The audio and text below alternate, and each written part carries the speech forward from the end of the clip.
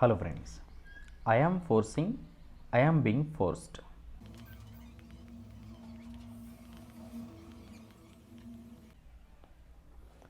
ఈ two sentences యొక్క meaning ఏంటో ఈరోజు నేను ఈ వీడియోలో ఎక్స్ప్లెయిన్ చేయబోతున్నాను. Not only these two sentences, ఇలాంటి ఫ్యూ సెంటెన్సెస్ని తీసుకొని డీటెయిల్గా అయితే ఎక్స్ప్లెయిన్ చేస్తాను.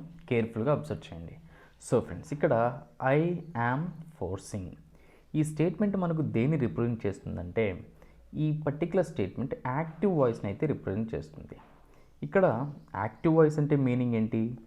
ఏదైతే డూయర్ ఆఫ్ అన్ యాక్షన్ అంటే ఒక పని చేసేటటువంటి సబ్జెక్ట్ ఎవరైతే ఉంటారో ఆ సబ్జెక్ట్కి మనం ఇంపార్టెన్స్ ఇచ్చినట్లయితే అలాంటి స్టేట్మెంట్స్ని మనం యాక్టివ్ వాయిస్లో ఎక్స్ప్రెస్ చేయాల్సి ఉంటుంది. And next, I am being forced, దీన్ని మనం ప్యాసివ్ వాయిస్లో అయితే ఎక్స్ప్రెస్ చేయడం జరిగింది. మరి ఇక్కడ ప్యాసివ్ వాయిస్ అంటే ఏంటి? Doer of the action subject అయితే రిసీవర్ ఆఫ్ ది యాక్షన్, అంటే ఏదైనా ఒక యాక్షన్ని రిసీవ్ చేసుకునేటటువంటి పర్సన్ని మనం ఇక్కడ ఆబ్జెక్ట్లో అయితే కన్సిడర్ చేయాల్సి ఉంటుంది. మరి ఇక్కడ చూడండి, ఐ యామ్ ఫోర్సింగ్ అంటే దీని మీనింగ్ ఏంటి? నేను ఫోర్స్ చేస్తున్నాను. ఐ యామ్ ఫోర్సింగ్ అంటే నేను ఫోర్స్ చేస్తున్నాను. అలానే ఐ యామ్ బీయింగ్ ఫోర్స్డ్, మరి దీని మీనింగ్ ఏమవుతుందంటే నన్ను ఫోర్స్ చేస్తున్నారు. సో ఇక్కడ పర్టిక్యులర్ స్టేట్మెంట్లో ఐ యామ్ అంటే నేను ఫోర్స్ చేస్తున్నాను, ఇక్కడ నేను అని వస్తుంది. అలానే ప్యాసివ్ వాయిస్లో I am being forced, so ఇక్కడ బీయింగ్ అంటే ప్యాసివ్ వాయిస్ని రిప్రజెంట్ చేస్తుంది. ఇక్కడ నేను అని ఎక్స్ప్రెస్ చేయకూడదు. ఐ యామ్ బీయింగ్ ఫోర్స్డ్ అంటే నన్ను ఫోర్స్ చేస్తున్నారు. ఇక్కడ మనం నేను అని ఎక్స్ప్రెస్ చేయకుండా నన్ను అని ఎక్స్ప్రెస్ చేయాల్సి ఉంటుంది. Next, second set of examples చూద్దాం. They are questioning and they are being questioned.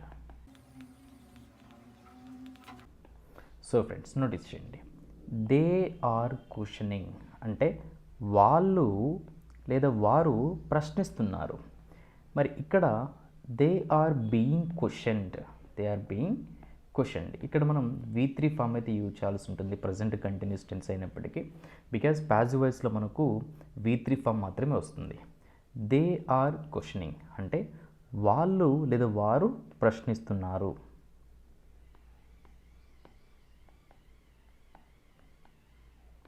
మరి ఇక్కడ ఈ statement they are being questioned, మరి దీని మీనింగ్ ఏమవుతుంది? వాళ్ళని లేదా వారిని ప్రశ్నిస్తున్నారు.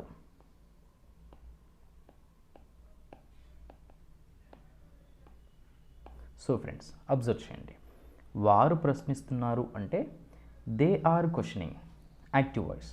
Next, they are being questioned అంటే వారిని ప్రశ్నిస్తున్నారు. ఇక్కడ వారు అనేది యాక్టివ్ వాయిస్ని రిప్రజెంట్ చేస్తే ఈ వారిని అనేది ప్యాసివ్ వాయిస్ని అయితే రిప్రజెంట్ చేస్తుంది. నెక్స్ట్ సెట్ ఆఫ్ ఎగ్జాంపుల్స్ చూద్దాం. హీ ఈజ్ హెల్పింగ్, అలానే he is being helped. So friends, he is helping అంటే అతను సహాయం చేస్తున్నాడు. ఇక్కడ మన సబ్జెక్ట్ వచ్చేసి అతను.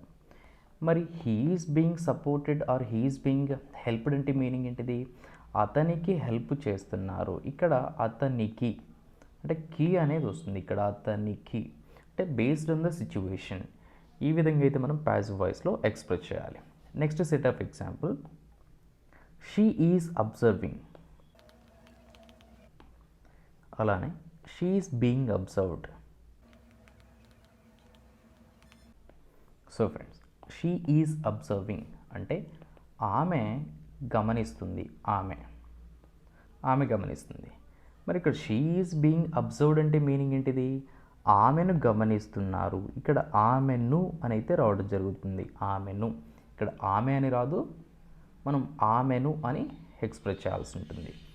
Next set of examples, manager is calling. ఈ మేనేజర్ ఈజ్ కాలింగ్ అంటే మీనింగ్ ఏంటిది?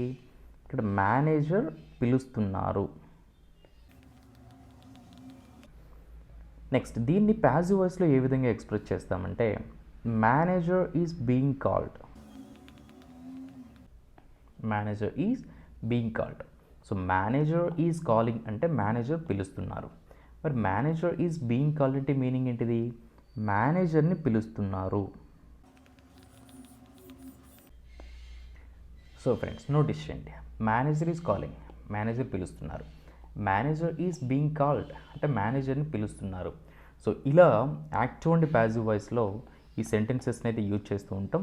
యాక్టివ్ వాయిస్లో ఒక పర్టిక్యులర్ సబ్జెక్ట్ ఏ విధంగా వస్తుంది? నేను అని వస్తుంది. మరి దీన్ని ప్యాసివ్ వాయిస్లోకి చేంజ్ చేసినట్లయితే నన్ను లేదా నాకు. నెక్స్ట్ అలానే యాక్టివ్ వాయిస్లో అతను అని వచ్చింది అనుకోండి, మరి దీన్ని ప్యాసివ్ వాయిస్లో ఏ విధంగా చేంజ్ చేయాల్సి ఉంటుంది? ప్యాసివ్ వాయిస్లో అతనిని లేదా అతనికి.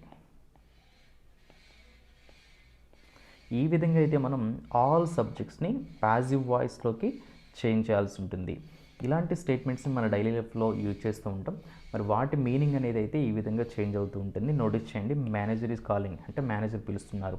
మేనేజర్ ఈజ్ బీయింగ్ కాల్డ్ అంటే మేనేజర్ని పిలుస్తున్నారు. షీ ఈజ్ అబ్జర్వింగ్ అంటే ఆమె గమనిస్తుంది. షీ ఈజ్ బీయింగ్ అబ్జర్వ్డ్ అంటే ఆమెను గమనిస్తున్నారు. నెక్స్ట్ హీ ఈజ్ హెల్పింగ్ అంటే అతను సహాయం చేస్తున్నాడు. హీ ఈజ్ బీయింగ్ హెల్ప్డ్ అంటే అతనికి సహాయం చేస్తున్నారు. నెక్స్ట్ దే ఆర్ క్వశ్చనింగ్ అంటే వారు ప్రశ్నిస్తున్నారు. దే ఆర్ బీయింగ్ క్వశ్చన్డ్ అంటే వారిని ప్రశ్నిస్తున్నారు. నెక్స్ట్ ఐ యామ్ ఫోర్సింగ్ అంటే నేను ఫోర్స్ చేస్తున్నాను. ఐ యామ్ బీయింగ్ ఫోర్స్డ్ అంటే నన్ను ఫోర్స్ చేస్తున్నారు. సో ఫ్రెండ్స్ ఈ విధంగా అయితే యాక్టివ్ అండ్ ప్యాసివ్ వాయిస్లో ఎక్స్ప్రెస్ చేయాల్సి ఉంటుంది. That's it for today friends. Happy loading and thanks for watching.